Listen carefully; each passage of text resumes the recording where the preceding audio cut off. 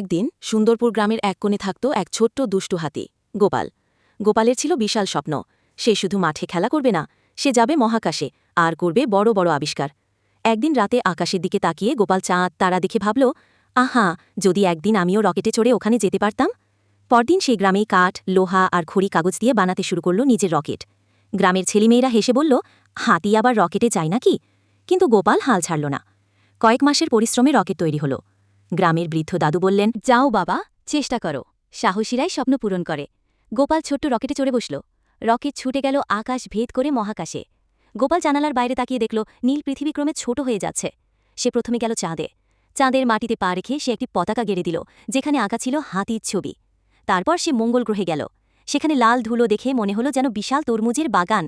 সে মাটি থেকে পাথর, ধুলো সংগ্রহ করল গবেষণার জন্য। অবশেষে সে ভেসে গেল তারা ভরা আকাশে, যেখানে ভেসে বেড়াচ্ছিল বরফের টুকরো, উল্কাপিণ্ড। গোপাল ছোট্ট কম্পিউটার ট্যাবলেটে সব নোট লিখে রাখল। এসব পৃথিবীর কাজে লাগবে। কয়েকদিন পরে সে নিরাপদে ফিরে এলো পৃথিবীতে।